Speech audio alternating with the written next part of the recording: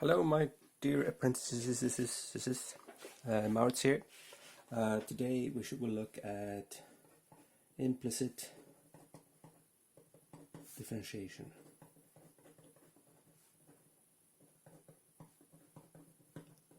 Or implicit derivatives. And this is basically just an application of the chain rule. We will look at an example here how to find derivatives using this. The main application of this is to find derivatives of functions that we cannot take derivative of. We will look at a few examples through the course of that. And to find slopes of functions where we cannot make y our variable.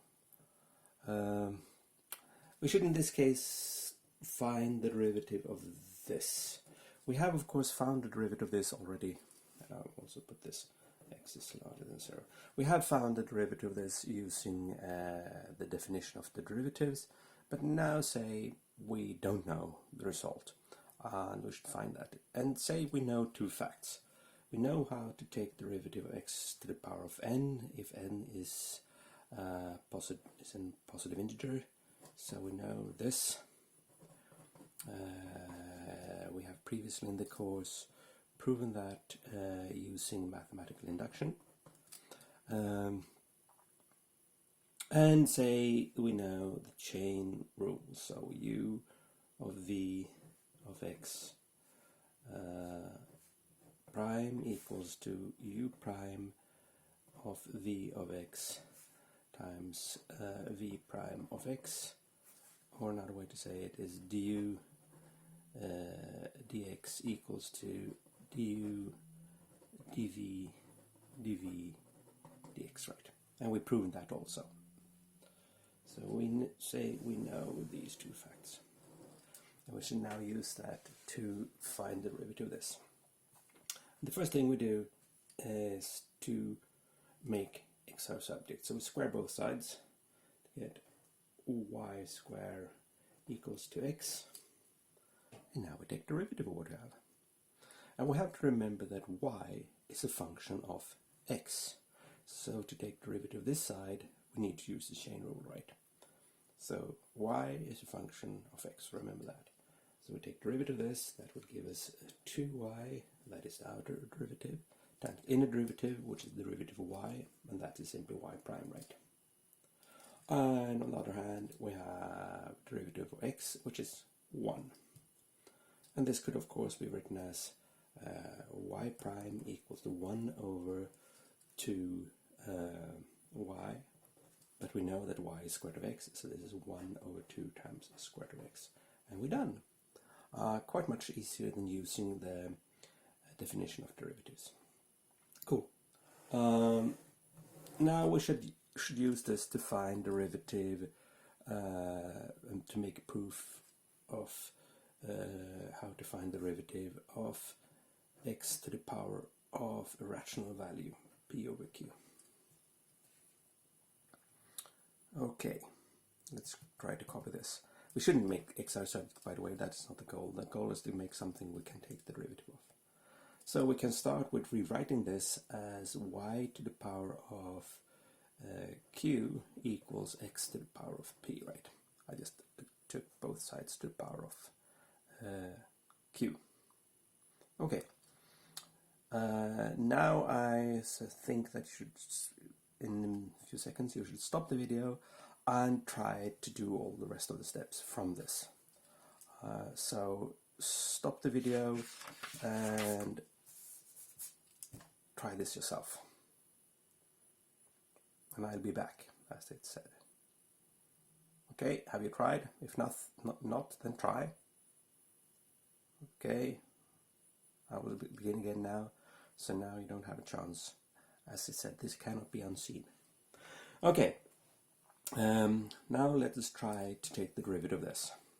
Okay, so we take the derivative of both sides. Y to the power, that will give us q, y to the power of q minus 1. Remember, y is a function of x, so this will be, that is the outer derivative times the inner derivative, equals to q x to the power of, no, sorry, px to the power of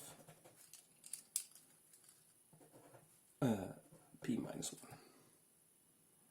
And now we can make y prime our subject. So y prime equals to p over q x to the power of p minus 1 over y to the power of q minus 1. Cool, except for the y there. What we can do now is, of course, replace that by this, right? So we get p over q x to the power of p minus 1 over x to the power of p over q to the power of q minus 1. Well, let's expand this part. So we still have p over q x to the power of p minus 1 divided by x to the power of, multiply these together, that will be x to the power of p, right? Minus p over q. And now we can combine these two to get p over q x to the power of p minus 1 minus this exponent. So minus p plus p over q. That will give us x to the power of, these will cancel, right? So that will be p over q minus 1. And we're done. This has this as the derivative.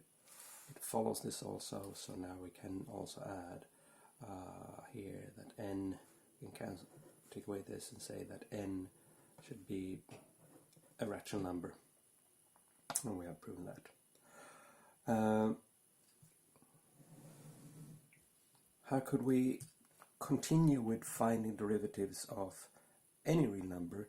What we could do is to say that if we have x to the power of some real number r, and we want to take the derivative of that, we can define that as the limit as p over q goes to r, so p over q is the rational number, of the derivative of x to the power of p over q.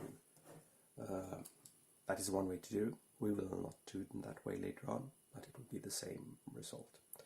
Anyhow, this is first introduction to implicit differentiation. Remember that it's just an application of, it's not just, it is an application of the chain rule, and we could use this, for example, to prove different derivatives, as we will do later on in the course. Okay, ciao.